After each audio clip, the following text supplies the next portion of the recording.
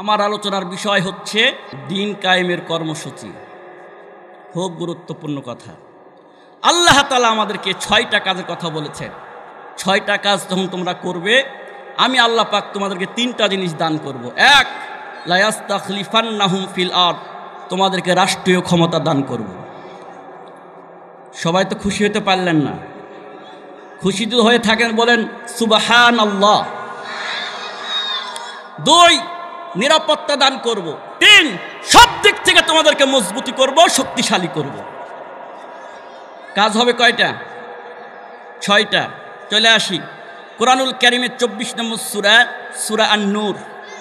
মোট রুকু সংখ্যা 9, আয়াত সংখ্যা 64, শব্দ সংখ্যা 142, হরফ সংখ্যা 641।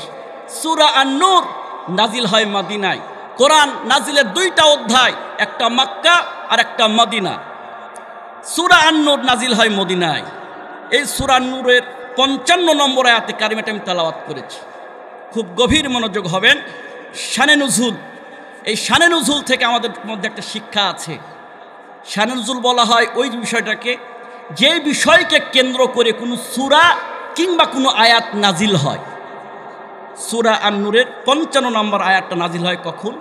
আল্লাহ রাসূল মসজিদে নববীর পাশে রিয়াজুল জান্নাহ নামক একটি জায়গা আছে, ওই জায়গায় বসে আছেন।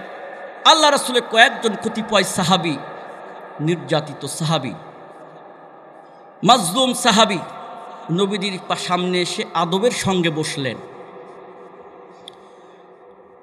আদবের সঙ্গে বসার পরে নবীজিকে বলতেন, হুজুর, মক্কায় আমরা ছিলাম, ঈমান আনায়ন করার কারণে শুধুমাত্র ঈমান এনেছি আল্লাহর প্রতি, আপনার প্রতি, আপনার নাজিলকৃত, আল্লাহর নাজিলকৃত ওহির প্রতি।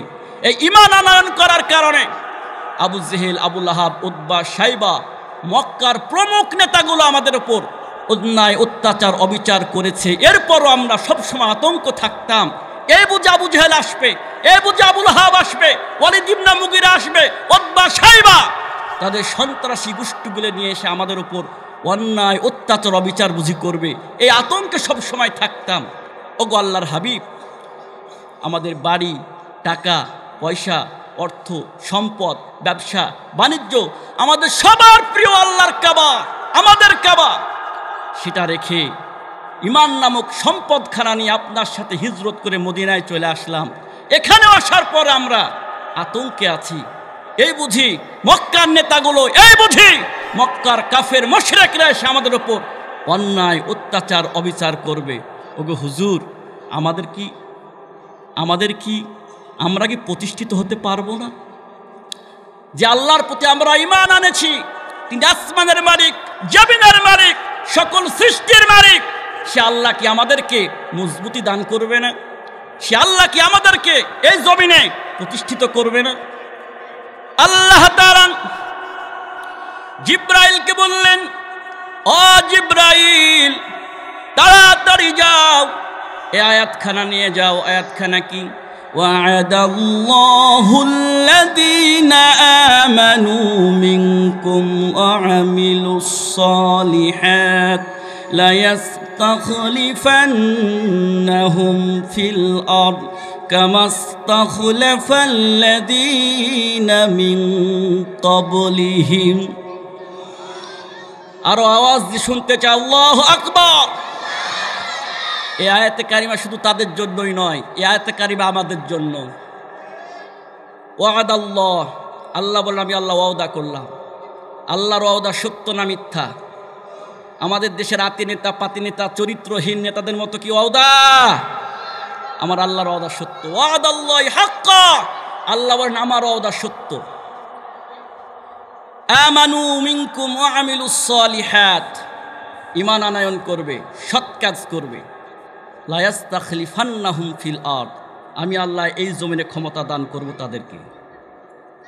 সুবহানাল্লাহ বলবেন না? আরো সামনে কথা আছে, চলে আসি এবার।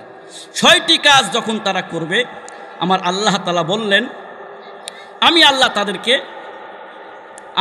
তাদেরকে 3টা জিনিস দান করব। 6টি কাজের 1 নাম্বার। কয় নাম্বার? সবাই কথা বলতে হবে। কয় নাম্বার? 1 নাম্বার কাজ হলো পরিশুদ্ধ মজবুত ইমান আনায়ন করা লাগবে। আপনাদের এবার বলতে হবে 1 নাম্বার কাজ কি? আর একটু জোরে বলেন, আরো জোরে বলেন। শুধু ইমান না, পরিশুদ্ধ মজবুত ইমান। পরিশুদ্ধ মজবুত ইমান। পরিশুদ্ধ মানে এমন ইমান যে ইমানের মধ্যে শিরিক থাকবে না, এমন ইমান যে ইমানের মধ্যে কুফুর থাকবে না, এমন ইমান যে ইমানের মধ্যে নিফাক থাকবে না। কিন্তু আমাদের সমাজের, আমাদের দেশের মানুষের ইমানের মধ্যে শিরিক আছে না নাই? আছে না নাই? এটা আপনার কথা না, আল্লাহর কথা। ওয়ামা ইউমিনু আকতারুহুম বিল্লাহি ইল্লা ওয়া হুম মুশরিকুন।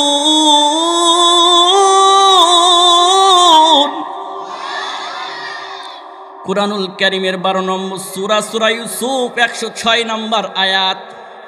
আল্লাহ বললেন ওয়ামা ইউমিনু আকতারুহুম বিল্লাহ, অনেক আছে আল্লাহর প্রতি ঈমান আনয়ন করেছে, ইল্লা ওয়া হুম মুশরিকুন, কিন্তু তারা মুশরিক। কিন্তু তারা কি? মুশরিক। কিন্তু এই পরিশুদ্ধ ঈমান আনতে হলে শিরিক বর্জন করা লাগবে। আর আল্লাহ তাআলা বলেন খাঁটি ঈমানদার হতে হলে ঈমান আনায়ন করা লাগবে। ঈমান আনায়ন করার পূর্বে তাগুত বর্জন করা লাগবে। ফামান ইয়াকফুরু বিত্তাগুতি ওয়া ইউমিন বিল্লাহ, আল্লাহ বলেন ফামান ইয়াকফুর বিত্তাগুত, তোমরা ঈমানদার হতে চাও, পরিশুদ্ধ ঈমানদার হতে চাও, আগে তাগুত বর্জন করো। ওয়া ইউমিন বিল্লাহ, এরপর আমি আল্লাহর প্রতি ঈমান আনয়ন করো। তাগুত কি?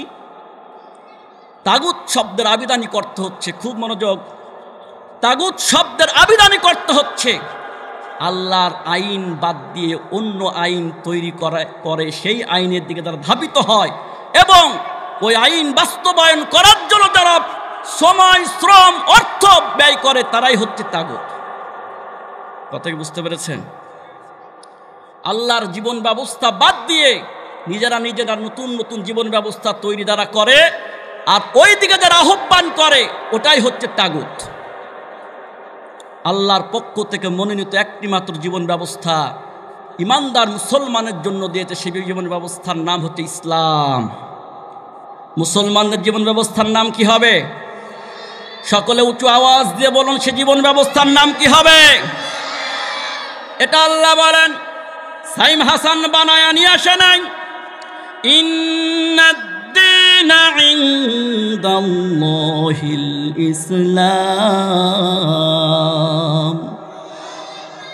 কোরআনুল কারীমের 3 নম্বর সূরা, সূরা ইমরান 19 নম্বর আয়াত।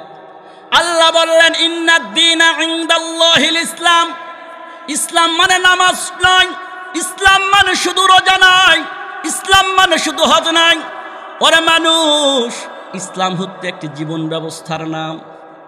সুবহানাল্লাহ বললেন না? আমাদের সমাজের মানুষ বা আমাদের দেশের মানুষ ইসলাম মানে নামাজ বোঝে। আমি একদিন জিজ্ঞেস করলাম, চাচা বয়স তো কম হলো না, ইসলাম মানে কি বুঝেন? তো বলছি ইসলাম মানে নামাজ। আর একজন মুরব্বী আছে, উনি বলছে ইসলাম মানে কোরআন। আর একজন মনে মনে ভাবছে কারোটা হোক আর না হোক আমারটা হবে। আমি তাহলে আপনি বলেন। ও বলতেছে ইসলাম মানে হজ। ঠিক আছে? কথা কি ঠিক আছে? সকলে কান খুলে শুনে নেন, এটা আমার আপনার কথা না, আল্লাহর কথা। ইন্নাদ-দীনা ইনদাল্লাহিল ইসলাম। ইসলাম হচ্ছে একটি জীবন ব্যবস্থার নাম যা ইমানদার মুসলমানদের জন্য আল্লাহ নাজিল করেছেন। বলি আল্লাহু আকবার। এরপর আল্লাহ বললেন, দুনিয়ায় যারা ইমানদার আছো মনোযোগ সহকারে শুনে নাও, আল্লাহর জীবন ব্যবস্থা বাদ দিয়ে অন্য কোনো জীবন ব্যবস্থা গ্রহণ করলে আল্লাহ কবুল করবেন না। ومن يبتغي غير الإسلام دينا فلن يقبل منه وهو في الآخرة من الخاسرين। আল্লাহ বললেন তোমরা শুনে নাও, ইসলাম বাদ দিয়ে যদি অন্য কোনো জীবন ব্যবস্থা তোমরা গ্রহণ করো, তোমাদের নামাজ, তোমাদের রোজা, তোমাদের হজ, তোমাদের দান সদকা, কোনো আমল আমি আল্লাহ গ্রহণ করব না। ফালান ইউকবালা মিনহু ওয়া হুয়া ফিল আখিরাতি মিনাল খাসিরিন, কিয়ামতের ময়দানে, হাসরের ময়দানে তোমরা ক্ষতিগ্রস্ত হবে। আমাদের সমাজ, আমাদের দেশে যত জীবন ব্যবস্থা রয়েছে, সমাজতন্ত্র, রাজতন্ত্র, কমিউনিস্ট, সেকুলারিজম, সোশ্যালিজম কোন মুসলমান করতে পারবে না। যারা আল্লাহর গোলাম, যারা মুসলমান, যারা ইমানদার, শুধুমাত্র কেবলমাত্র একমাত্র ইসলামকে তাদের মানতে বাধ্য হতে হবে। তুমি সমাজতন্ত্র করবে আর বলে আমি খাঁটি বাংলা মুসলমান, তুমি বাংলা মুসলমানই থেকে যাবে, কি ঠিক কিনা?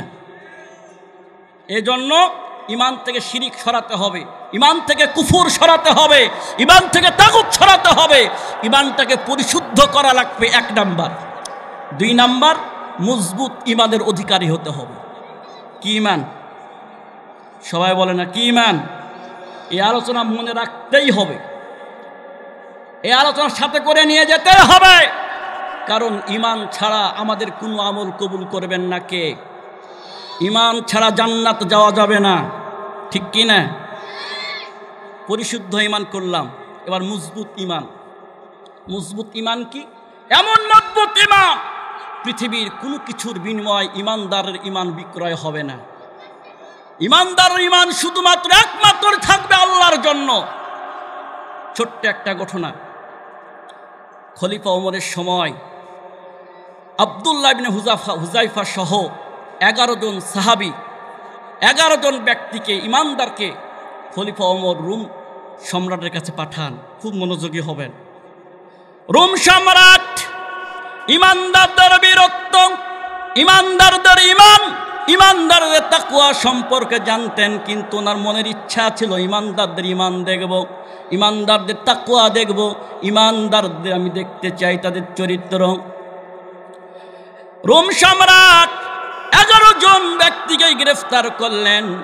গ্রেফতার করার পরে তাদেরকে রোম সম্রাটের সামনে নিয়ে গেলেন। রোম সম্রাটের সামনে নিয়ে যাওয়ার পরে রোম সম্রাট বললেন, তোমাদের মধ্যে নেতা কি? একজন ব্যক্তি বললেন, ও রোম সম্রাট, আমাদের কোনো নেতা নাই, আমাদের নেতা একজন, তিনি হলেন বিশ্ব নবী মুহাম্মদ। সকলে বলেন সাল্লাল্লাহু। আমাদের মধ্যে একজন আমির নিযুক্ত করা আছে। কে সেই আমির? আব্দুল্লাহ ইবনে হুযায়ফা বললেন, আমি হলাম সেই আমির। আব্দুল্লাহ ইবনে হুযায়ফা ছিলেন স্মার্ট, দেখতে সুন্দর, সুদর্শন দেহের অধিকারী, সুদর্শন একজন ব্যক্তি। ইমানদার মুসলমান যারা হয় দেখতেও সুন্দর হবে, তাকওয়াও সুন্দর হবে, চরিত্রও সুন্দর হবে। আওয়াজ দিয়ে বলুন ঠিক কিনা? রোম সম্রাট বললেন, তোমাকে খুব চয়েস হয়েছে, আমার পছন্দ হয়েছে, তোমাকে আমি একটা অফার করতে চাই। কি অফার? আমার সুন্দর একটি কন্যা আছে, খুবই সুন্দরী, আর আমার রুমের অর্ধেক, ওই সময় রুম ছিল সবচেয়ে পাওয়ারফুল, শক্তিশালী। বর্তমান সময় যেমন আমেরিকা শক্তিশালী, ঠিক এমনটাই। রোম সম্রাট বললেন, ও আব্দুল্লাহ ইবনে হুযায়ফা, তোমাকে একটি অফার আমি করি। অফারটা হচ্ছে এই, তুমি ঈমান ত্যাগ করবে, খ্রিস্টান ধর্ম গ্রহণ করবে, আমার কন্যার সঙ্গে বিয়ে দিব, রোমের অর্ধেকটা তোমার নামে আমি লিখিত দেব, শাসন ক্ষমতার মালিক হয়ে যাবে। আব্দুল্লাহ ইবনে হুযায়ফা বললেন, ও রোম সম্রাট, ভুল জায়গায় আপনি বলেছেন কথাটা। আমরা ইমানদার, পৃথিবীর কোনো কিছুর বিনিময় ইমান বিক্রি করতে পারি না। নারীর কাছে ইমানদার ইমান বিক্রি হয় না, অর্থ সম্পদের কাছে ইমানদারের ইমান বিক্রি হয় না, টাকার কাছে ইমানদার ইমান বিক্রি হয় না। ইমান শুধুমাত্র বিক্রি করে যারা মুনাফিক। কথা বলেন ঠিক কি না? সম্রাট বলে, একটু কষ্টের মধ্যে ফেলালে, রিমান্ডের মধ্যে ফেলালে সব সুখের সুখের কথা বের হয়ে যাবে। রোম সম্রাট পরীক্ষার মধ্যে ফেলা দিলেন। 11 জন ব্যক্তিকে 11টি কাষ্টের মধ্যে ঢুকালেন, জেলখানার মধ্যে ঢুকাইয়া দিলেন। হালাল খাবার পরিবর্তে শুকুরের গোস্ত আর মদ পাঠায়া দিলেন। ইমানদার ইমান কত মজবুত দেখেন। আব্দুল্লাহ ইবনে হুযাইফা বললেন, শুকুরের গোস্ত ইমানদারদের জন্য হারাম, মদ ইমানদারদের জন্য হারাম। এ হারাম করেছেন আমার আল্লাহ। এই খাবার আমরা খেতে পারবো না, এ মদ আমরা পান করতে পারবো না। চিৎকার দিয়ে বলেন আল্লাহু আকবার। দিন শেষ হয়ে গেল, রাতের অন্ধকার। রোম নারীরা দেখতে খুব সুন্দরী ছিলেন। রোম সম্রাট 11 জন সুন্দরী নারীকে সাজিয়ে গুছিয়ে সুসজ্জিত করে জেলখানার মধ্যে পাঠিয়ে দিলেন অশ্লীল পোশাক পরায়া। আব্দুল্লাহ ইবনে হুযাইফা সহ রোম সম্রাট ওই নারীদেরকে বললেন, ও নারী, তোমরা হচ্ছেন পরনারী, অশ্লীল পোশাক পরে আছো। আমরা ইমানদার মুসলমান, আল্লাহকে ভয় করি, জেনা ব্যভিচার করে জাহান্নামের আগুনে পড়তে পারবো না। একটু সরে যাও, এখন আমরা একটু নামাজে দাঁড়া হব। চিৎকার দিয়ে বলি আল্লাহু আকবার।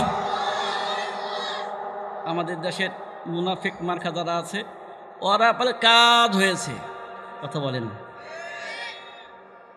সারাদিন টিভির সামনে বসে থাকে আর অর্ধলঙ্গ অশ্লীল ছবি দেখে, আর বকে দিয়ে বলে তুমি তো আর হইলা না। ঠিক আছে নাকি বল? পরের দিন 3টা বড় উনুন তৈরি করা হলো। সেই উনুনের উপর বড় কড়াই দেওয়া হলো, তেল দেওয়া হলো, টকবক টকবক করে তেল ফুটতেছে। 11 জন বীর মুসলিমকে নিয়ে আসা হলো। রোম সম্রাট বললেন, ও ইমানদার মুসলমান, যদি ইমান ত্যাগ না করো তাহলে এই গরম টকবক তেলের মধ্যে নিক্ষেপ করা হবে।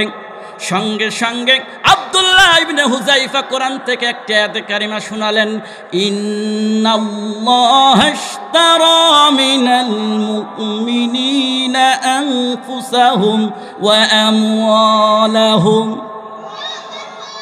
ইমানদার যারা হয়, জান আর মালের বিনিময় আল্লাহর কাছে জান্নাত জান আর মালের বিনিময় জান্নাত ক্রয় করে নিয়েছে, আর বিক্রয় করেছেন আল্লাহ। ও রোম সম্রাট, আমাকে ভয় দেখিয়ে লাভ নাই, আমরা তেলের মধ্যে পড়ব আর আল্লাহর জান্নাতে যাব। এক এক করে 3 জন ব্যক্তিকে ওই গরম তেলের মধ্যে ফেলাইয়া দিলেন। চামড়াগুলো গোস্তগুলো বিভস্ম হয়ে গেল। আব্দুল্লাহ ইবনে হুযাইফার চোখ দিয়ে পানি ঝরে। রোম সম্রাট জিজ্ঞেস করে, ভয় পেয়েছো? ভয় পাওয়ার কারণ নাই, তুমি তোমার সিদ্ধান্ত পরিবর্তন করতে পারো। তোমাকে রোমের অর্ধেক শাসন ক্ষমতার মালিক বানায়া দেব, আমার কন্যার সাথে বিয়ে দেব, শুধুমাত্র ধর্ম ত্যাগ করো। আব্দুল্লাহ ইবনে হুযাইফা বললেন, ও রোম সম্রাট, তুমি কি ভেবেছো মৃত্যু দেখে আমি আব্দুল্লাহ ইবনে হুযাইফা ভয় পেয়েছি? না না, 11 জন ব্যক্তি আপনার কাছে আমরা এসেছিলাম, আমি ছিলাম দলনেতা, আমি কিন্তু আমার সঙ্গে সাথে এসে আমার সহকারী 3 জন দুনিয়া থেকে বিদায় গ্রহণ করলো। শুধু বিদায় না, শাহাদাতের মর্যাদা নিয়ে দুনিয়া থেকে বিদায় নিল। আমি হতভাগা, এই জায়গায় যেতে পারলাম না, শাহাদাতের মর্তবা পেলাম না, এটা ভেবেই আমি চোখ ফেলে কাঁদি। রোম সম্রাট বললেন, দুনিয়ায় বহুত মানুষ দেখেছি, ইমানদারের ইমানের গল্প শুনেছি, তাকওয়ার গল্প শুনেছি, বীরত্বের গল্প শুনেছি। ও শুনে নাও আব্দুল্লাহ ইবনে হুযাইফা, তোমরা পাশ করে গেলে তোমার কপালটা একটু আগাও, আমি চুম্বন করব। সুবহানাল্লাহ বলবেন না? একটু কপালটা আগাও, চুম্বন করব। চিন্তা করলেন চুম্বন করার বিনিময়ে কি পাবো? বললেন, আমার রোমের জেলের কাস্টরিত তোমরা সহ যত মুসলিম বন্দী আছে সকলকে নাজাত দেব, মুক্ত করে দেব। চিৎকার দিয়ে বলি আল্লাহু আকবার। এটাই হচ্ছে মজবুত ইমানদার। ইমানদার মৃত্যু থেকে ভয় পাবে না, ইমানদার সম্পদের কাছে বিক্রি হবে না, ইমানদার শাসন ক্ষমতার কাছে বিক্রি হবে না, ইমানদার তাগুদের কাছে বিক্রি হবে না, ইমানদার কুফরের কাছে বিক্রি হবে না, ইমানদার শুধুমাত্র একমাত্র আল্লাহর কাছে বিক্রয় হবে। কথা বলে ঠিক কিনা? এমন মজবুত ইমান তৈরি করা লাগবে। 1 নাম্বার পরিশুদ্ধ ইমান আর মজবুত ইমান, এটা 1 নাম্বার। এবার চলে আসি 2 নাম্বার। কয় নাম্বার? জোরে বলেন। সবাই না বললে আমি তো বলবো না। কয় নাম্বার? খারাপ লাগছে? কিছুক্ষণ চলবে, বলি ইনশাআল্লাহ। ওয়ামিলুস সালিহাত। 2 নাম্বার কাজ হতে নেক কাজ করবে, সৎ কাজ করবে, ভালো কাজ করবে, পরিবারে ভালো কাজ করবে, সামাজিকভাবে ভালো ভালো কাজ করবে। 2 নাম্বার, সময় বেশি নিতে পারবো না, 3 নাম্বার চলে গেলাম। 3 নাম্বার কাজ হচ্ছে ঐক্য। কি বললাম? আরো জোরে। 1 নাম্বার মজবুত ইমান, 2 নাম্বার নেক কাজ সৎ কাজ, 3 নাম্বার ঐক্য। 3 নাম্বার আল্লাহ বলেন পৃথিবীতে যত ইমানদার মুসলমান আছো তোমরা কোরআনের আয়াতখানা শুনে নাও। ওয়াতাসিমু বিহাবলিল্লাহি জামিআন ওয়া লা তাফাররাকু। ও ইমানদার মুসলমান, তোমরা সকল ঐক্যবদ্ধ হয়ে আমার রজ্জুকে আঁকড়ে ধরবে। কিন্তু আমরা বিভক্ত হয়ে গেলাম, আলাদা আলাদা হয়ে গেলাম, বহির্বিশ্বের কথা বাদ দিলাম।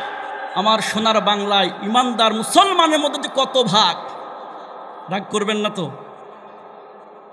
আহলে হাদিস তাবলিগকে দেখলে পারে শত্রু পরায়ণ আচরণ, কথা বলেন ঠিক কিনা? একে অপরকে সহ্য করতে পারে না। তাবলিগ আহলে হাদিসকে দেখতে পারে না, আহলে হাদিস তাবলিগকে দেখতে পারে না, পীর মাশায়েখ দ্বারা জামাতকে দেখতে পারে না, ইত্যাদি। কথা বলেন ঠিক কিনা? বিভিন্ন কাঠে আলাদা, ছোট্ট ছোট্ট কেন্দ্র করে, কি কথা বলেন ঠিক কিনা? কিন্তু আল্লাহ তাআলা কি বললেন? আন আকিমুদ্দীন ওয়া লা তাফাররাকু।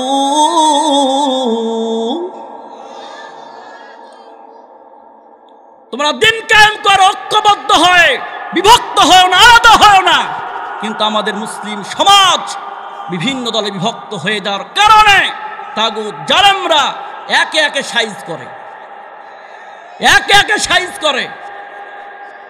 আজ যদি আমাদের সকল মুসলিম উম্মাহ একসাথে হয়ে যায় দিন কায়েমের ব্যাপারে, ইসলামী হুকুমত প্রতিষ্ঠার ব্যাপারে, তাহলে পৃথিবীর কোন তাগুত শক্তির এখতিয়ার নাই, ক্ষমতা নাই, চক্ষু নাই মুসলিমদের দিকে তাকাবে। অনেক কথা। 2 নাম্বারটা ঐক্য। সামনে ঐক্যের একটি ব্যবস্থা পড়া চলছে, বলি আল্লাহ কবুল করুন।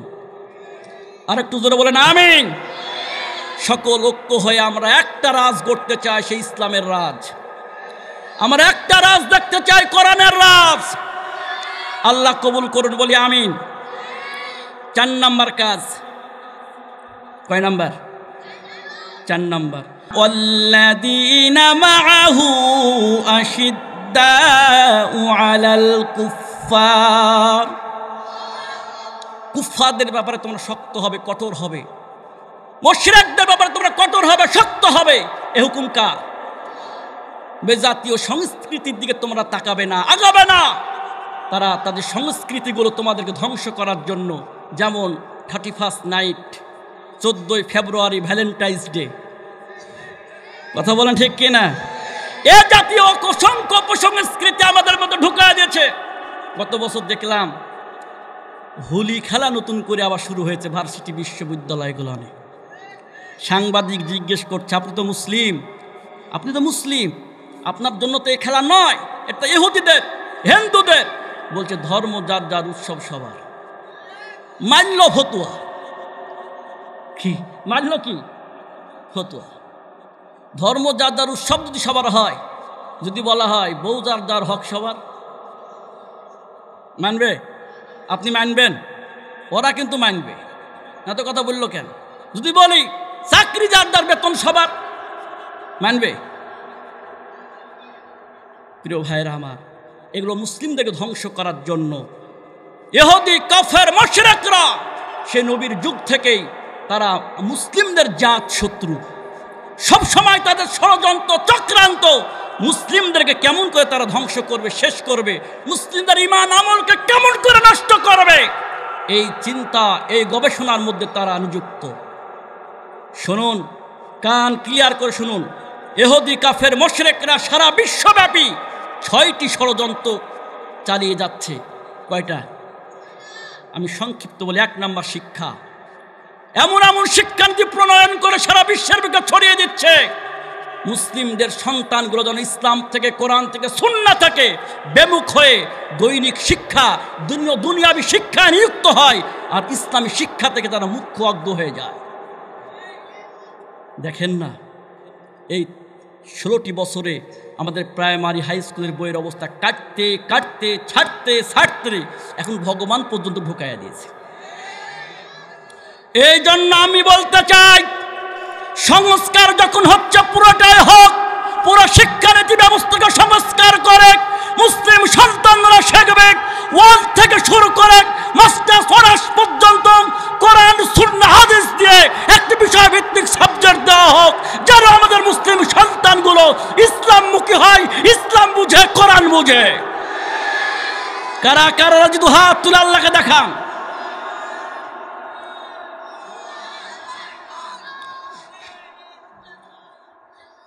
সন্তানদের কেমনভাবে শিক্ষা দেন যেন আপনার সন্তান আপনি মরলে আপনার দোয়া করতে পারে, আপনি মরলে আপনার সন্তান জানাজা করতে পারে, ইসলাম থেকে ডিভাইডেড ভাগ হয়ে যেন না চলে যায়, ইসলামের উপর বিরূপ মন্তব্য যেন না করে। এটা শিক্ষার অভাব।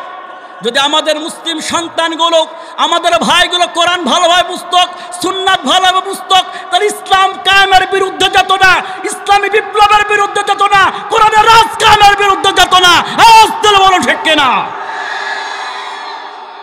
2 নম্বর ষড়যন্ত্র অর্থনীতি। সুদ নবীর যুগে প্রথম উদ্বোধন করে শুরু করে হচ্ছে ইহুদিরা। আজও পর্যন্ত সারা বিশ্বব্যাপী সুদের ব্যবসা চলে, এমনকি মুসলিমদের দেশেও, সমাজেও। কথা বলেন ঠিক কিনা? কেন? মুসলিমরা যখন সুদ খাবে, সুদের সঙ্গে যুক্ত হবে, ওদের নামাজ, রোজা, হজ, যাকাত কিচ্ছু কবুল করবেন না কে? 2 নম্বর ষড়যন্ত্র। 3 নম্বরটা কি? মুসলিমদেরকে বিভক্ত করে রাখো, ঐক্য রাখতে দিও না। তাদের ঐক্য রাখা যাবে না। যদি রক্ত হয় তাহলে আমাদেরকে ছাড়বে না, একের হাতের বাড়ি দিয়ে আমাদের সব উল্টাপাল্টা করে ফেলবে। 4 নম্বর ষড়যন্ত্র নেশা। যত নেশা, ফেন্সিডিল, ইয়াবা, মদ, সব দাদা বাবুরা পাঠায়। কথা বলে না, এগুলো তাদের ষড়যন্ত্র। মুসলিম যুবকদেরকে যখন নেশার মাধ্যমে ধ্বংস করে ফেলব, মুসলিম যুবকরা উঁচু হয়ে দাঁড়াতে পারবে না, তাদেরকে আমরা গোলাম বানিয়ে রাখবো। এই জন্য বলি ভাই, আমার অত্র অঞ্চলে সমস্ত স্মাগলার আছেন, ফেন্সিডিল, ইয়াবা ব্যবসায়ী আছেন, আমি অনুরোধ করবো আপনাদের, আমি ছোট ভাই, তাৎক্ষণিক ছাড়া দেন। আপনি কেমন করে আপনার ভাইয়ের মুখে ইয়াবা উঠাইয়া দিবেন? কেমন করে ফেন্সিডিল তুলে দিবেন? আপনার তো তারাই ভাই, আমার মুসলিম ভাইদেরকে মুখে আপনি কেমন করে উঠাইয়া দেন? ঠিক আছে কিনা কম? 5 নম্বর ষড়যন্ত্র, মিডিয়ার মাধ্যমে ষড়যন্ত্র। কিসের মাধ্যমে? 2টা ষড়যন্ত্র। 1, মিডিয়ার মাধ্যমে অশ্লীলতা ঢুকাই দিয়েছে মুসলিমদের ঘরে ঘরে, মুসলিমদের পকেটে পকেটে। সারাদিন নাটক, সিনেমা, সিরিয়াল নিয়ে ব্যস্ত সব, নামাজ নাই, কালাম নাই। কথা বলুন ঠিক কিনা? মোবাইলের মাধ্যমে পর্নোগ্রাফি আসক্ত এদেশের 66% যুবক। এরা তাদের ষড়যন্ত্র, চক্রান্ত।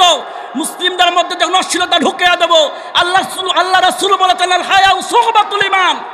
যার হায়া নাই, লজ্জা নাই, শরম নাই, তার ঈমান নাই।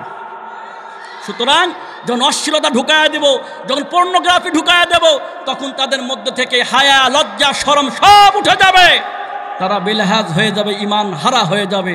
আওয়াজ দিয়ে বলুন ঠিক কিনা? বর্তমানে দেখা যায় যে যত শিক্ষিত সে তত বেহায়া। ঠিক আছে কিনা বলেন? মিডিয়ার মাধ্যমে। এরপর চলে আসি 5 নম্বর 2 নম্বর মিডিয়ার মাধ্যমে 2 নম্বর ষড়যন্ত্র হচ্ছে মুসলিমদের বিরুদ্ধে তারা অপপ্রচার করে। সারা বিশ্বব্যাপী দেখবেন মুসলিমদেরকে জঙ্গি ট্যাগ লাগায়, সন্ত্রাসী ট্যাগ লাগায়, উগ্রবাদ ট্যাগ লাগায়। আমেরিকা, রাশিয়া সহ ভারতের গোষ্ঠী পর্যন্ত মুসলিমদের বুকে গুলি ছোড়ে, মুসলিমদের বাড়ি ঘরগুলো পোড়া দেয়, হত্যা করে, আর মুসলিমদেরকে বলে সন্ত্রাসী। সুতরাং 5টি বিষয়ের ষড়যন্ত্র বিশ্বব্যাপী চলছে। এই জাল থেকে, ফাঁদ থেকে এই উম্মাকে রক্ষা করতে হবে। আল্লাহ আমাদেরকে কবুল করুন, বলি আমিন। সুতরাং কুফফারদের প্রতি তোমরা কঠোর হবে, শক্ত হবে। কেন? এই যে সমস্ত বিষয়গুলো বললাম, এই ষড়যন্ত্রগুলো বললাম 5টা, এই ষড়যন্ত্র প্রতি আপনাকে শক্ত হতে হবে, মজবুত হতে হবে। আল্লাহ তৌফিক দান করুন, বলি আমিন। খারাপ লাগছে? ও মুসলমান ইমানদার, 4 নাম্বার শেষ, এবার চলে আসি 5 নাম্বার। জোরে বলেন কয় নাম্বার? আর একবার। ও মুসলমান, এই 5 নাম্বারটা কঠিন। ইন্নাল্লাযীনা আমানু ওয়াল্লাযীনা হাজারু ওয়া জাহাদু ফি সাবিলিল্লাহ উলাইকা ইয়ারজুনা রাহমাতাল্লাহ ওয়াল্লাহু গফুরুর রহিম। আল্লাহ তাআলা বললেন ইন্নাল্লাযীনা আমানু, ইন্না অবশ্যই, আল্লাযীনা ইন্নাল্লাযীনা অবশ্যই যারা আমানু ঈমান আনয়ন করেছো, আল্লাযীনা হাজারু যারা ঈমানকে রক্ষা করার জন্য হিজরত করেছো, ওয়া জাহাদু ফি সাবিলিল্লাহ তোমরা আল্লাহর রাস্তায় জিহাদ করো। কার রাস্তায়? উলাইকা ইয়ারজুনা রাহমাতাল্লাহ, আল্লাহ বললেন তোমরা যখন আমার রাস্তায় আমার জন্য জিহাদ করবে, আমি আল্লাহ তোমাদের প্রতি রহম করব। কি করবেন? রহম করব। জিহাদ, এই জিহাদ শব্দটাকে ইহুদি কাফের মুশরিকরা আলাদা করে ব্যাখ্যা করেছে। জিহাদ শব্দের আবিধানিক অর্থ হচ্ছে প্রচেষ্টা করা, প্রাণবন্তর প্রচেষ্টা করা আল্লাহর দ্বীন কায়েমের জন্য। সুবহানাল্লাহ বলবেন না? অন্য আরেকটি জায়গায় আল্লাহ বললেন ইউজাহিদুনা ফি সাবিলিল্লাহ ওয়া লা ইয়াখাফুনা লাওমাতা লাইম। ইউজাহিদুনা ফি সাবিলিল্লাহ, তোমরা আল্লাহর রাস্তায় জিহাদ করো। ওয়া লা ইয়াখাফুনা, কাউকে ভয় করবে না, কাউকে ডরাবে না। লাওমাতা লাইম, কারো নিন্দুকের কথায় তোমরা নিন্দিত হবে না। তোমরা আল্লাহর রাস্তায় ঐক্যবদ্ধভাবে জিহাদ করবে। এই জিহাদ থেকে আমরা দূরে সরে গেছি। জিহাদ হচ্ছে 2 প্রকার, একটা নফসের জিহাদ, একটা আল্লাহ দ্বীন কায়েমের জিহাদ। নফসের জিহাদ কি? পাপ দেখে, অন্যায় দেখে, ঘৃণা দেখে, গুনাহ দেখে নিজেকে নিয়ন্ত্রণ করে ফিরে আসা, এটা হচ্ছে নফসের জিহাদ। এই জিহাদই আমরা করতে পারি না, ঠিক কি না? মনে করেন কনসার্ট মানে তো বুঝেন, এ তো কি স্টেজ, এর চেয়ে তো বড় স্টেজ তৈরি করা হয়। এ তো কি সাউন্ড সিস্টেম, এর চেয়ে তো বড় সাউন্ড সিস্টেম তৈরি করা হয়। করে নর্তকীদেরকে নিয়ে এসে বিভিন্ন প্রকার অশালীন গান নাচ হয়। এটাকে বলা হয় কি বলা হয়? মানে ভয় বলছে না, কোন দিক দিয়ে ধরে নেয়, এটাকে বলা হয় কনসার্ট। ওই জায়গায় যাওয়া যাবে না, ওটা ইসলাম নিষিদ্ধ করেছে। এটা হচ্ছে নফসের জিহাদ। কিসের জিহাদ? নফসের জিহাদ। আর আরেকটা জিহাদ হচ্ছে আল্লাহর রাস্তায় দ্বীন কায়েমের জন্য। আল্লাহর রাস্তায় দ্বীন কায়েমের জন্য যারা জিহাদ করবে তাদের মৌত হবে শাহাদাতের মৌত। কিসের মৌত? মৌতের মধ্যে 2টা ভাগ, একটা ইমানি মৌত, মানে এটা মুমিনদের জন্য, একটা ইমানি মৌত আর একটা শাহাদাতের মৌত। সবচাইতে উত্তম মৌত হচ্ছে শাহাদাতের মৌত, সবচাইতে মর্যাদার মৌত হচ্ছে শাহাদাতের মর্যাদা। জোরে বলে আল্লাহু আকবার। ছোট্ট একটা ঘটনা বলবো। উহুদের যুদ্ধ, আল্লাহর হাবিব উহুদের যুদ্ধের জন্য সৈনিক নির্বাচন করছেন। এমন সময় একজন যুবক নওজোয়ান, নাম তার হানজালা, নবীজির সামনে এসে দাঁড়ালেন। নবীজি বললেন, হানজালা, আজকে তোমার বিবাহ দিয়েছি আমি। ইয়া হানজালা, বিনাফসিকা আলাইকা হাক্কুন ওয়া লিজাওজাতিকা আলাইকা হাক্কুন। তোমার উপর তোমার স্ত্রীর হক রয়েছে, স্ত্রীর উপর তোমার হক রয়েছে, যাও তুমি হক আদায় করো। তোমাকে আমি ছুটি দিলাম। আল্লাহর হাবিব 1000 সৈনিক নির্বাচন করলেন। হানজালা ইতিমের মতো হয়ে দাঁড়িয়ে থাকলেন। আল্লাহ রাসূলকে বললেন, অনুরোধ করলেন। আল্লাহর হাবিব বললেন, আমার অর্ডার। চলে গেলেন হানজালা বাড়ির মধ্যে। আর রাসূল 1000 সোলজার সৈনিক নিয়ে চলে গেলেন উহুদের ময়দানে। উহুদের ময়দানে যাওয়ার পরে 250 জন মুনাফিক নবীজিকে বলছে, হুজুর কাফেরদের সৈন্য সংখ্যা 3000, আমরা হলাম 1000, আমরা তো পারবো না, সুতরাং চলুন ফিরে যাই। আল্লাহর হাবিব বললেন 1000 সোলজার বিজয় আসবে কি জানি না, বিজয় তো দিবেন আমার আল্লাহ। একটু জোরে বলেন, বিজয় দেওয়ার মালিক কে? অস্ত্র দিয়ে বিজয় আসে না, গুলি দিয়ে বিজয় আসে না।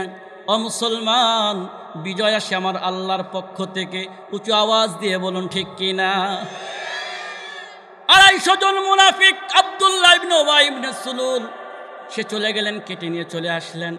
750 জন নৌজওয়ান সোলজার সৈনিককে নিয়ে নবীজি দাঁড় হয়ে গেলেন। আল্লাহর হাবিব বললেন 50 জন যাও ওই গিরিপথে, খুব মনোযোগ, গভীর মনোযোগ হবেন।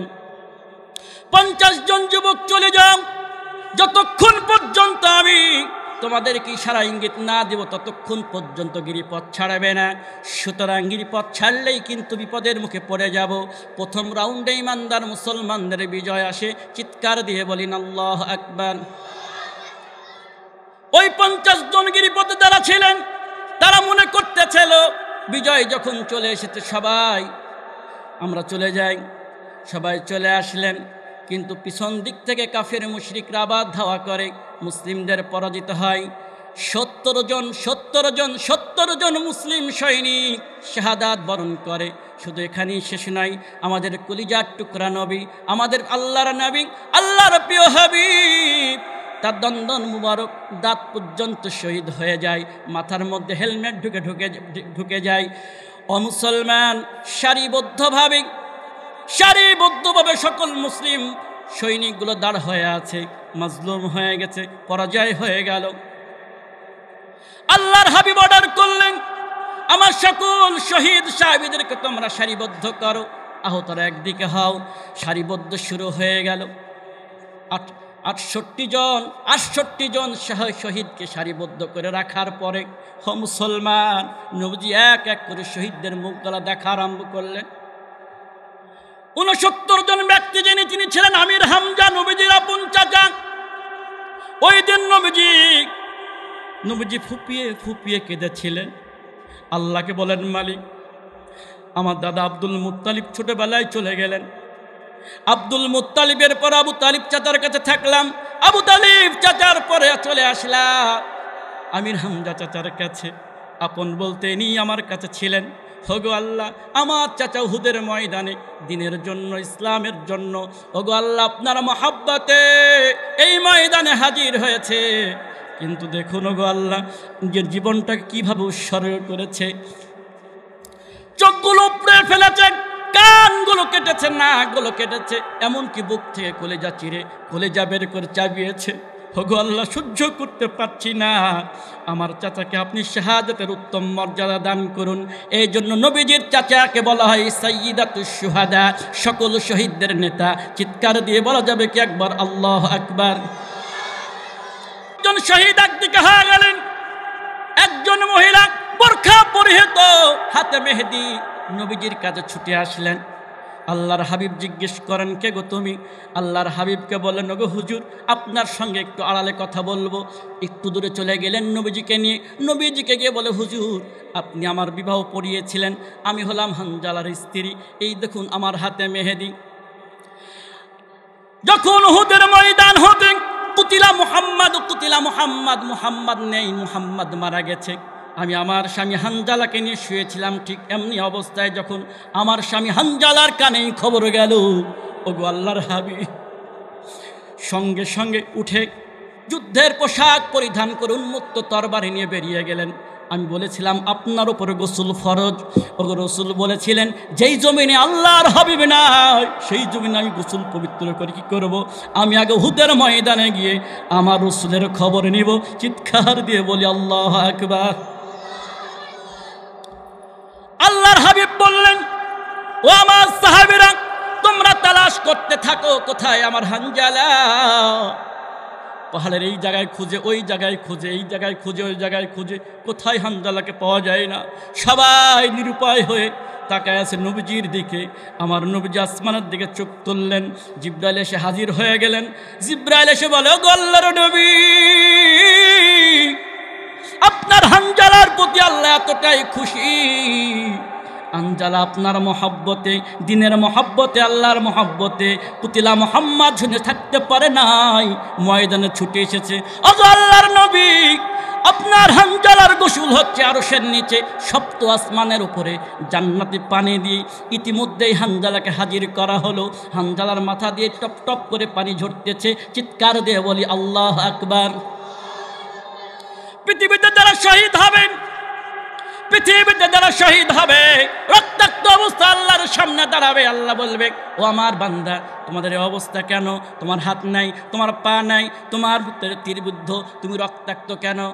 শহীদরা বলবে, গো মালিক, আপনার ইসলামের জন্য, আপনার মহব্বতে, নবীজির মহব্বতে, কোরআন কায়েমের জন্য, আল্লাহর রাজ কায়েমের জন্য, ওগো আল্লাহর হাবিব, আমাদের নিজের জীবনটাকে উৎসর্গ করে দিয়েছি। শুধু এই না, দুনিয়াতে যতবার জীবন দিতেন ততবারই আমরা উঠিয়ে থাকতাম আপনার রাস্তায় জীবন দেওয়ার জন্য।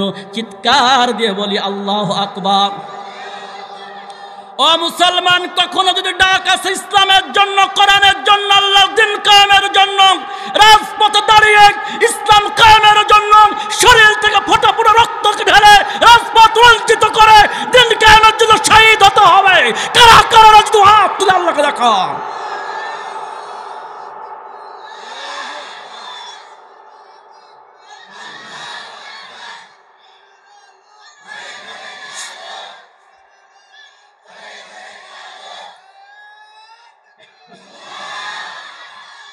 সামনে জিহাদ, আর একটি বড় জিহাদ আসছে। সকল তাগুতকে বর্জন করে, সকল তাগুতকে বাতিল করে আল্লাহর জমিনে আল্লাহর দ্বীন কায়েমের জন্য সবাই দিয়ে, শরব দিয়ে, অর্থ দিয়ে রাজপথে দাঁড়াতে হবে। কারা কারা রাজু হাত তুলে আমার আল্লাহকে দেখান।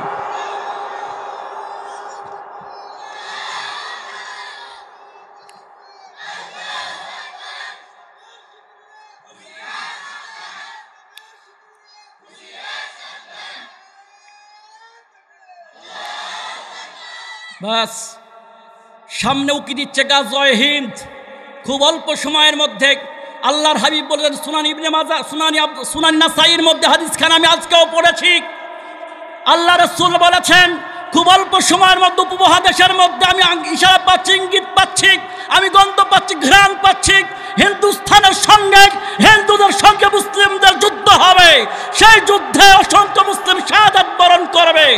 বিরাট যারা ওই যুদ্ধে সামিল হবে দ্বীন কায়েমের জন্য, কাফের মুশরিকদের বিরুদ্ধে যারা দাঁড় হবে, তাদেরকে আল্লাহ গাজী সম্মানিত করে জান্নাত দেবেন। চিৎকার বলি আল্লাহু আকবার। সামনে এই সংগ্রাম আসতেছে, কারণ আমাদের পাশে দাদা বাবু, কথা ঠিক আছে কিনা কন? তারা তাদের মতো করে গত কয়েকদিন পূর্বেই আমরা দেখি 18 জানুয়ারি চাঁপাইনবাবগঞ্জের শিবগঞ্জের ওপাশে তারা জয় শ্রীরাম বলে তাকবীর দেয়, আর জয় শ্রীরাম বলে আওয়াজ তোলে, আর আমার মুসলিম ভাইয়েরা, বীর পুরুষেরা আল্লাহর নামে তাকবীর তুলেছে। অর্থাৎ ইশারা ইঙ্গিত খুব সহজে এসেছে। খুব অল্প সময়ের মধ্যে এই সংঘাত হয়তোবা লাগতে পারে, আর যদি লেগে যায় তাহলে জীবনের সর্বোচ্চ ত্যাগ করে ইসলাম বিজয়ের জন্য ময়দানে দাঁড় হতে হবে। প্রিয় ভাইয়েরা আমার, কর্মসূচি 5টা, কয়টা কাজ বললাম? আর একবার, এবার চলে আসি 6 নাম্বার। কয় নাম্বার? 6 নাম্বার। 6 নাম্বারটা কি? ফাইন্নাকুম গালিবুন ওয়া আলাল্লাহি ফাতাওয়াক্কালু ইন কুনতুম মুমিনিন। কোরআনের 5 নম্বর সূরা আল মায়েদা 23 নম্বর আয়াত। আমার আল্লাহ বললেন, ফাইন্নাকুম গালিবু, ও মুমিন, তোমাদেরকে আমি বিজয় দান করব। সুবহানাল্লাহ বলে না? ফাইন্নাকুম গালিবু, তোমাদেরকে আমি বিজয় দান করব। ওয়া আলাল্লাহি ফাতাওয়াক্কালু, তোমরা আল্লাহর প্রতি ভরসা রাখো। ও মুসলমান, বিজয় দেওয়ার মালিক কে? বিজয় সংখ্যা দেখে আসে না, বিজয় অস্ত্র দিয়ে আসে না, বিজয় অনেক জনবল দিয়ে আসে না, বিজয় আসে হচ্ছে আল্লাহর সাহায্য থেকে। আল্লাহ বললেন, তোমরা 6টি কাজ করবে। মুসলমান, কয়টি কাজ? এক নাম্বার পরিশুদ্ধ ইমান, মজবুত ইমান। 2 নাম্বার ভালো কাজ, সৎ কাজ, সামাজিক কাজ করা লাগবে। 3 নাম্বার ঐক্য হওয়া লাগবে, ঐক্যবদ্ধ হওয়া লাগবে। 4 নাম্বার ইহুদি কাফের মুশরিকদের সংস্কৃতি সহ সকল প্রকার কাজের বিরুদ্ধে কঠোর হতে হবে। 5 নাম্বার আল্লাহর রাস্তায় জিহাদ করা লাগবে। 6 নাম্বার আল্লাহর প্রতি তাওয়াক্কুল করা লাগবে। এই 6টি কাজ যখন আপনারা করবেন, ওয়াদাল্লাহ, মনে আছে কার ওয়াদা? সবাইকে বলতে হবে কার ওয়াদা? আর একবার কার ওয়াদা? ওয়াদা কি? লা ইস্তাখলিফান্নাহুম ফিল আরদ। এ বান্দা, তোমরা যখন 6টি কাজ করবে, 1 নাম্বার জমিনে তোমাদেরকে আমি ক্ষমতা দান করব। 2 নাম্বার, এখন আপনারা বলেন সকল সৃষ্টির মালিক কে? সকল রাজত্বের মালিক কে? ক্ষমতা কার হাতে? বিয়াদিহিল মুলক। কোরআনের 67 নম্বর সূরা, সূরা মুলক 1 নম্বর আয়াত। বিয়াদিহিল মুলক, সকল ক্ষমতা রাজত্ব আল্লাহ বলেন আমি আল্লাহর হাতে। সুতরাং কুলিল্লাহুম্মা মালিকাল মুলক তুতিল মুলকা মান তাশা। আল্লাহ বললেন সকল ক্ষমতার মালিক আমি আল্লাহ ক্ষমতা দান করে থাকি। ক্ষমতা দাদা বাবু দেয় না, ক্ষমতা আমেরিকা দেয় না, ক্ষমতা রাশিয়া দেয় না, ক্ষমতা আমি আল্লাহ দিয়ে থাকি। আমি তো আর ওই উপমা দেব না, 3 দিন ব্যাপী অনেকে ওই একই উপমার উপর ছিল। খালি এতটুকু উদাহরণ দেওয়া যায়, দাদার ঘাড়ের উপর ভর করে তিনি এদেশের মানুষদের ওপর, জনগণের ওপর অত্যাচার, অবিচার, নির্যাতন করেছে। তার পরিণাম কি হয়েছে আপনারা দেখেছেন। ভবিষ্যতেও কেউ যদি এরকম জুলুমের আধার হয়ে যায়, কেউ যদি এমন জুলুমের মধ্যে মশগুল হয়ে যায়, তাকে ইতিহাস থেকে শিক্ষা নেওয়া উচিত। মুসলমান 1 নাম্বার কি দেবেন? লা ইস্তাখলিফান্নাহুম ফিল আরদ। 1 নাম্বার কি দেবেন? ক্ষমতা দেবেন। ভুলে গেছে এখন। 2 নাম্বার ওয়ালা ইউমাক্কিনান্নাহুম, আল্লাহ চতুর্দিক থেকে শক্তিশালী করে দেবেন, মজবুতি দান করবেন। সুবহানাল্লাহ বলেন। 3 নাম্বার ওয়ালা ইউবাদদিলান্নাহুম মিন বাদি খাউফিহিম আমনা, আল্লাহ বললেন ও বান্দা সকল দিকের নিরাপত্তা আমি তোমাদেরকে দান করব। চিৎকার দিয়ে বলি আল্লাহু আকবার। এই 3টা জিনিস যিনি দিবেন তিনি কে? প্রশ্ন হচ্ছে বিজয়টা দিবে কিভাবে? আল্লাহ বলেন ওয়ায়ুদিল্লুল্লাহু যালিমিন, যখন জালেমরা বিভ্রান্ত হবে তখন আমি তোমাদেরকে বিজয় দান করব। সুবহানাল্লাহ বলবেন না? বিভ্রান্ত দেখুন, আমাদের আপা যখন ওপারে দুলা ভাইয়ের কাছে চলে গেল, ওদিকের মানুষরা বলল তোদেরকে আলু বন্ধ করে দেবো, পেঁয়াজ বন্ধ করে, খানা টানা সব বন্ধ করে, না খাইয়ে মারবো। রিজিকের মালিককে যারা ফেসবুক চালান, খবর দেখেন, তারা দেখেছেন পেঁয়াজ এমন একটি অবস্থা, রাস্তায় গড়াগড়ি করে মন্ত্রী বাড়ির সামনে মিছিল শুরু করেছে। সেই পেঁয়াজ আমাদের দেশে কোনো অভাব নাই। আল্লাহু আকবার। একটা নমুনা বললাম, আপনাদের দুয়ার বরকতে, দয়াময় আল্লাহর রহমতে এপার বাংলা ওপার বাংলা উভয় বাংলাতে আল্লাহ কোরআনের কথা বলান গেছিলাম। একজন গর্বের সাথে আমাকে বলছে, হুজুর আমরা যদি না দিই আপনারা শেষ। এখন চিন্তা করলাম যে দেশের মানুষ 9 মাস সংগ্রাম করে লড়াই করে স্বাধীনতা ফিরিয়ে নিয়ে আসে, আমি যদি কিছু না বলে যাই তাহলে তো অপমান করা হবে। আমি বললাম তর্ক করব না, একদিন আপনারাই ফোন দিয়া বলবেন আল্লাহ যদি কোনোদিন ফেরায়া দেয় আমাদেরকে কে খাওয়ায়, ওটাই প্রমাণ হয়ে যাবে। বেশ কিছুদিন পূর্বে আমাকে ফোন দিয়েছে মাহফিলের জন্য, হুজুর আসবেন? হ্যাঁ যাবা, কিন্তু আপনাদের দাদা ভিসা দেয় না ভয়ে। আপনাদের দাদা ভিসা ভয় দেয় না। 40টা মাহফিল ছিল এবছর, গত বছর করে এসেছিলাম, ওই সুবাদে ছড়ায় গেছে, এবার 40টা। আলহামদুলিল্লাহ বলবেন না? যে বল কি খবর, আমরা ঠিকঠাক আছি, আলুও ঠিক, পেঁয়াজও ঠিক, সবই ঠিক, 2 কেজি দেব। ওরা বলতেছে হুজুর আর লজ্জা দিয়েন না, আর লজ্জা দিয়েন না। এখন তারা সংগ্রাম শুরু করেছে, সাংবাদিকদের সামনে লজ্জাহীন হয়ে বলছে বাঙালি যদি না আসে আমাদেরকে পথে বসতে হবে, হোটেল বন্ধ করে দিতে হবে, চাষাবাদ বন্ধ করে দেওয়া লাগবে। সুতরাং ওয়ায়ুদিল্লুল্লাহু যালিমিন, ওরা বিভ্রান্তি হয়ে গেছে, সুতরাং এখান থেকে আমরা সুগন্ধি পাচ্ছি আগামীর দিন ইসলামের দিন, আগামীর দিন কোরআনের দিন, আগামীর দিন কোরআনের রাজ কায়েমের দিন। আমরা পিছন দিকে ঘুরে তাকাবো না। আল্লাহ রাজ কায়েমের জন্য আল্লাহর উপর ভরসা করে এক আল্লাহর দিকে তাকায় থাকবো। আওয়াজ দিয়ে বলুন ঠিক কিনা? বাস, আমার আলোচনা শেষ। এবার আসি মা বোনদের জন্য কিছু যদি না বলি ওনারা আবার মাইন্ড করবে।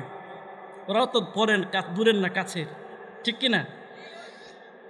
এক জায়গায় কথা বলেছিলাম, কথাটা কি যে 8 শ্রেণীর নারী যে কারণে জাহান্নামে যাবে। একজন নারী, একজন বোনের খুব রাগ, হুজুর খালি জাহান্নামের মধ্যে ফালাইয়া দিলেন, জান্নাতের কথাটা বললেন না। আমি বলেছি আশ্বাস দিয়ে রেখেছি হবে, বেরপাড়া মাহফিল আমি বলবো, বলি ইনশাআল্লাহ। আল্লাহর হাবিব বললেন ও মা বোন মনোযোগ সহকারে শুনবেন, 4টি কাজ যদি তারা করে, জোরে বলেন কয়টা? ও মেয়েদের কথা বলেছি, এখন আপনারা সাইলান হয়ে গেছে, ওদের কথা বলেন হুজুর, ঠিকই, জোরে বলেন কয়টা? আরো জোরে, জোর হলো না, মুখস্থ করাতে হবে তো আপনাদের প্লাস পয়েন্ট। 1 নাম্বার, ইদা সাল্লাত খামসাহা, 5 ওয়াক্ত নামাজ পড়বেন। আপনারা পুরুষ যারা পড়ার দরকার নাই, আছে মানে এটাই তো হয়। ওনারা নামাজ কালাম যা পড়ে আমাদের পুরুষ ভাইরা পড়েই না, কথা বলে ঠিক কিনা? আর যা পড়ে জুমা রক্ত পড়ে। কে বলেছে পড়ে না? জুমাতে পড়ি তো, মানে আর চালাকি মুসলমান। কি মুসলমান? চালাকি মুসলমান। 5 ওয়াক্ত নামাজ মা বোনদের জন্য যেমন পড়া ফরজ, আপনাদের জন্য পড়া ফরজ। 5 ওয়াক্ত নামাজ পড়বেন। 2 নাম্বার, সামাত শাহরাহা, ও মা বোন রমজান মাসে রোজা রাখবেন। আর আপনারা পুরুষ যারা আছেন দোকানে বসে বসে চা আর বিড়ি খাবেন, তো বিড়ি খাবে না? আমি জরিপ করেছি, আমি তো দূরের না কাছের এলাকা। আল্লাহ পর্দা ফরজ করলো মেয়েদের জন্য, আর রমজান মাসে দোকানের পর্দা ফরজ শুরু হয়ে গেল। কি ঠিক কিনা? এই সর্বনাশ। বলে ব্যবসা রমজান মাসে নাকি ভালো হয়? রমজান মাসে কি হয়? ভালো হয়। সুতরাং রমজান রোজা রাখবেন। সামনে রমজান মাস উকি দিচ্ছে, আর অল্প কিছুদিন পরে রমজান মাস চলে আসবে। আল্লাহ আকবার। কেউ রোজা ছাড়বেন না। 3 নাম্বার, ওয়াহসানাত ফারজাহা, ও মা বোন আপনারা পর্দা করবেন। আর পুরুষ যারা আছেন দোকানে বসে সিনেমা দেখবেন, কি তাই না? পুরুষদের জন্য যেমন পর্দা ফরজ, মেয়েদের জন্য পর্দা, নারীদের জন্য যেমন পর্দা ফরজ, পুরুষদের জন্য ফরজ। আল্লাহ রাসূল বলেন, আলী প্রথম নজর মাপ, দ্বিতীয় নজর পাপ। আপনারা যে নজর দিয়ে সিনেমা দেখেন দোকানে দোকানে, এখন আবার তো স্লোগান উঠেছে, দোকান যে দোকানে টিভি না, এটা দোকানই না। কিসের দোকান ভাই? ওই যে বললাম ইহুদিদের ষড়যন্ত্র, মুসলিমদেরকে ঈমান শূন্য করার জন্য এরা তাদের উন্নত মানের আধুনিক ষড়যন্ত্র। এখান থেকে আমাদেরকে বের হওয়া খুব কঠিন। এরাই হচ্ছে নফসের জিহাদ। এটা কি নফসের জিহাদ? মেয়েদের জন্য পর্দা করা যদি ফরজ হয়, সিনেমার মাধ্যমে যে মেয়েটাকে আপনি অর্ধরঙ্গ দেখবেন, ওটা কোন দিক দিয়ে জায়েজ হয়? কি এই জন্য পর্দা করবেন মা বোন আপনারা। ওদের পর্দা দেওয়া এখন ডিজিটাল হয়ে গেছে। যা বোরখা, ওরে বোরখা, বোরখার কোন কথাটা বলবো? বোরখা তো না যেন আকর্ষণীয় এক নারী, ঠিক আছে কিনা? কোন কিছু কিছু ছেলে খুব রাগ, কেন বোরখা পরবে? এই জন্য বোরখা পরবেন। পোশাকটা এমন হওয়া চাই যে এই পোশাকটা পরলে আপনার সকল দিক থেকে একজন পুরুষ তার নিজেকে হেফাজত করতে পারবে, আপনি আপনাকে হেফাজত করবে। কিন্তু এখনকার নারী তো বোরখার মতো বোরখা পরে না, যা পরে ওটা আন্তর্জাতিক মানের, কি বলবো। যাক, আল্লাহ কবুল করুক, বলি আমিন। 4 নাম্বার, ওয়া তাআত জাওজাহা, স্বামীর সৎ কাজের আনুগত্য করবেন। অসৎ কাজের আনুগত্য করবেন না, সৎ কাজের আনুগত্য করবেন। স্বামী যে ভালো ভালো কাজগুলো করতে বলে সেগুলো করবেন। কিন্তু এখন উল্টা, স্বামী যা বলে তার উল্টা চলে। এই বুঝতে পেরেছেন অবস্থা কি না? ঠিক বলার অবস্থা তো ভালো না, ও পরিস্থিতি শিকার হয়ে গেছে। হ্যাঁ, আল্লাহ রাসূল একটি ঘটনা বলি। হযরত ফাতিমা, হযরত আলী একটি বিষয় নিয়ে মন কষাকষি হয়। মন কষাকষি যখন হয়, হযরত ফাতিমা নবীজির কাছে চলে গেছে। মেয়েদের একটা অভ্যাস আছে দেখবেন, সব মেয়ের না, সব মেয়ের না, কিছু কিছু মেয়ের, কিছু হোক আর না দৌড় দিয়ে বাপের বাড়ি, আছে না নাই? চলে গেলেন। আল্লাহর হাবিব বললেন, আল্লাহ রাসূলকে সমস্ত কথা বললেন। ফাতেমা, নবীজি বললেন, ফাতেমারি তুমি আমার কলিজার টুকরা, নয়নের মণি। ও ফাতেমা, কিন্তু তুমি মনে রেখো, তুমি এখন হযরত আলীর স্ত্রী। হযরত আলী যদি তোমার প্রতি নাখুশ থাকে, নারাজ থাকে, কিয়ামতের ময়দানে তোমার নামাজ তোমাকে জান্নাতে নিতে পারবে না, তোমার সৎ কাজ তোমাকে জান্নাতে নিতে পারবে না, তোমার পর্দা তোমাকে জান্নাতে নিতে পারবে না। এই জন্য তুমি কখনো তোমার স্বামী হযরত আলীকে অসন্তুষ্ট করবে না। চিৎকার দিয়ে বলি সুবহানাল্লাহ। কত সুন্দর সমাধান! হযরত ফাতিমা লজ্জিত হয়ে বাসায় চলে গেলেন। হযরত আলী পরে আসলেন। হযরত আলীকে কত সুন্দর করে বুঝালেন, ও আলী, মেয়েরা বাঁকা হাড়ের তৈরি, মেয়েরা সরল মনা, কিন্তু একটু বুঝে বেশি, ঠিক কিনা? মেয়েরা সরল মনা, একটু বুঝে বেশি। তাদেরকে কৌশল করে বোঝাবে, কারণ তারাকে সহজে যেটা বুঝাবে কঠিন করতে গেলে ভেঙে যাবে। এই জন্য তাদের ব্যাপারে কখনো কঠোর হবে না, শক্ত হবে না। মনে রেখো ফাতেমা, আমার কলিজার টুকরা। চিৎকার দিয়ে বলি আল্লাহু আকবার। কত সুন্দর সলিউশন! কন্যাকে কন্যার মতো বুঝালেন, জামাতাকে জামাতার মতো বুঝালেন। এইভাবে আপনাদের যাদের স্ত্রী আছে, বোন আছে, কন্যা আছে, তাদেরকে সহজ সরল স্বাভাবিক করে বুঝাবেন। শক্ত হবেন না, শক্ত করবেন না। শক্ত করতে গেলে কিন্তু বিপদ আছে। কি কথা বলেন, ঠিক কিনা? ওনার সাহস পেয়ে গেছে, শক্ত করতে হুজুর নিষেধ করেছে। আল্লাহ হেফাজত করুন, বলি আমিন।